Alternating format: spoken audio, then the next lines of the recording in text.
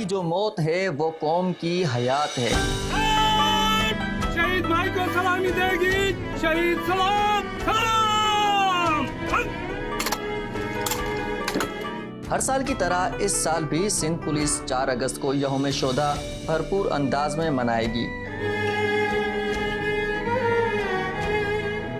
Sindh police ने अपने शोधाओं को याद रखने के लिए दस्तावेजी फिल्म जारी कर दी।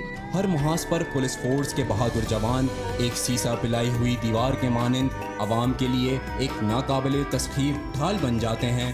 डॉक्यूमेंट्री फिल्म में शहीदों के खानदानों की जानिब से अपने प्यारों की यादें ताज़ा की गईं।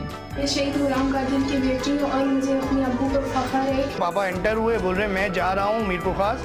ये हमारी आखिरी मुलाकात है। टीवी देखा, उस पर चल रहा था शहीद हसन अली आबदी साहब SHO शहीद हो चुके हैं। इस चीज़ को मैं अच्छे से एक्सप्लेन नहीं कर सकती, बस जो था वो बहुत ही शॉकिंग था हमारे लिए, क्योंकि सारा कुछ स्टॉप हो गया, सब ख़त्म हो गया।